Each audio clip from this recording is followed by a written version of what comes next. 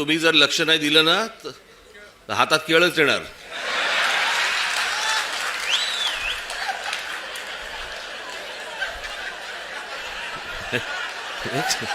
एक सांगितलं तुम्हाला.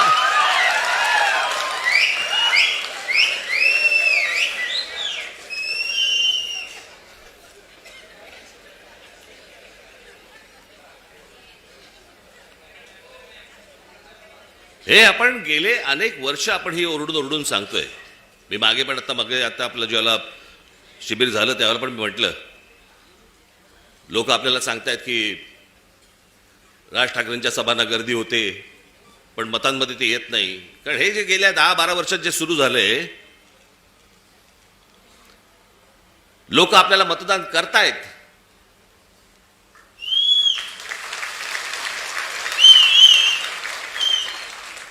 पण या सगळ्या भानगडीमधनं आपल्याला दरवेळेला पराभव पत्करावा लागतो.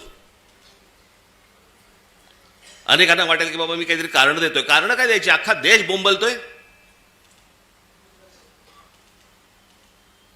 आणि या सगळ्या प्रक्रियेमधनं मग सत्तेमध्ये यायचं आणि मग हवी तशी सत्ता राबवायची. बरं, आपण काय सांगतो आहोत त्यांना? आपण त्यांना सांगतो आहोत मतदार याद्या स्वच्छ करा. 5 वर्ष निवडणुका झालेल्या नाही आहेत या महाराष्ट्रामध्ये स्थानिक स्वराज्य संस्थांच्या. मतदार याद्या स्वच्छ करा. अजून 1 वर्ष लागलं तरी चालेल. 1 वर्षाने निवडणुका घ्या, काय फरक पडतो? आणि उद्या मतदार याद्या ज्यावेळेला स्वच्छ होतील त्यावेळेला ज्याचा विजय होईल, ज्याचा पराभव होईल, आम्हाला मान्य आहे. उद्या आज जे सत्तेवरती आहेत त्यांचा जर समजा विजय झाला, मतदार याद्या पूर्ण पारदर्शक झाल्यानंतर, आम्हाला मान्य आहे. पण ह्या सगळ्या गोष्टी सगळ्या लपवायच्या आणि लपवून लपवून लपवून लपवून त्याच्यातनं निवडणुका घ्यायच्या. मॅच तर फिक्स आहे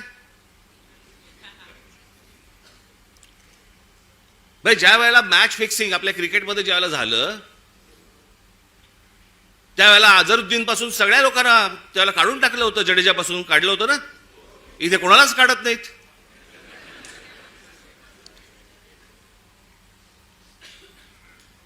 मुख्य निवडणूक आयुक्त काय सांगतात म्हणे, सीसीटीव्ही कॅमेरा मधलं जे काही शूटिंग आहे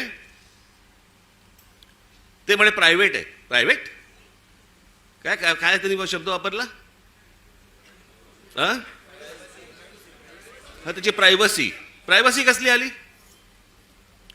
एखादा माणूस मतदान कुठे करतोय, मत कुठे देतोय, ही प्रायव्हसी असू शकते. मतदार कसा प्रायव्हसी त्याची असेल जपायची? आम्हाला माहिती आहे की मतदार कोण आहे ते. जे पटत नाहीत, जे पचत नाहीत असे कोणते तरी उत्तर द्यायची आणि त्याच्या त्या सगळ्या भानगडीमध्ये या सगळ्या निवडणुका घ्यायच्या आणि मग सत्तेमध्ये आल्यानंतर वेडवाकडं कसंही वागायचं. जे मी त्या दिवशी तुम्हाला सांगितलं असं, या सगळ्या राज्यांवरती, ह्या सगळ्या शहरांवरती त्यांचा सगळ्यांचा डोळा आहे.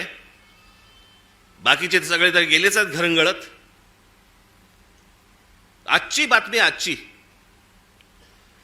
किती आपण आपला सगळा स्वाभिमान किती गहाण टाकायचा, याला काही मर्यादा? ते कुठे आणले पेपर आहेत ते?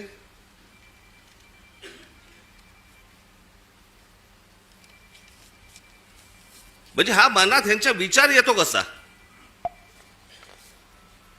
ही आजची टाइम्स ऑफ इंडियाची बातमी आहे, इंडियन एक्सप्रेसची बातमी आहे आणि मला असं वाटतं ती कुठचं दुसरा वर्तमानपत्र, दिव्य मराठी. बाकीच्या वर्तमानपत्रामध्ये मी शोधत होतो पण त्याचा GR देखील आलाय. आणि हे एकनाथ शिंदेचं खातं. काय करतायत हे जर ऐकाल ना, नाही तुमची तळपायाची आग मस्तकात गेली तर सांगा मला. नरेंद्र मोदींच्या 75व्या वाढदिवसानिमित्त टुरिझम डिपार्टमेंट महाराष्ट्रामध्ये काही टुरिझमचे स्पॉट काढतायत आणि त्याची केंद्र काय, त्याचं नाव काय दिलंय, नमो केंद्र, नमो टुरिझम सेंटर्स. ही नमो टुरिझम सेंटर्स कुठे काढतायत?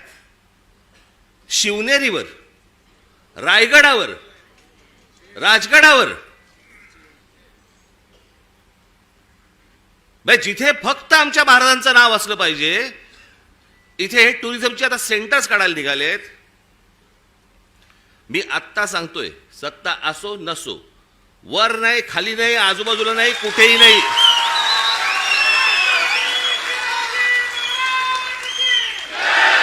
उभं केलं की फोडून टाकणार.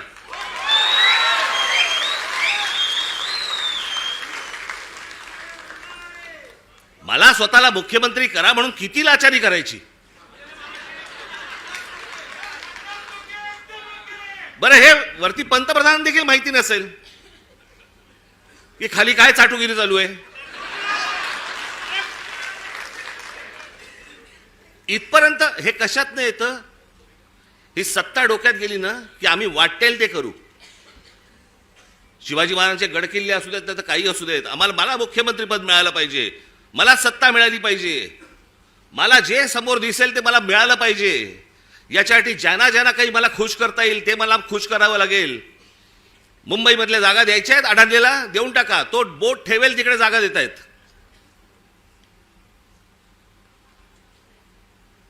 हे सगळं येतं सत्तेतून, सत्ता येते याच्यातून.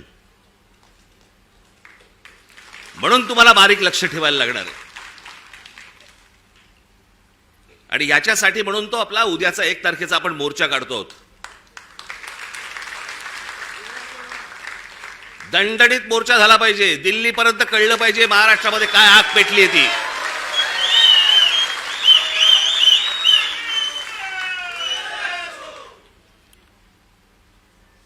शिवाजी पार्क सारखी ती परिस्थिती नाहीये तिकडची. त्याच्यामुळे तिकडे बसेस किती तिकडे जाऊ शकतात वगैरे मला माहिती नाहीये. पण तुम्हाला, माझ्या खास करून माझ्या महाराष्ट्र सैनिकांना, मी आज हे आमचे चॅनलचे सगळे बांधव भगिनी आले त्यांच्या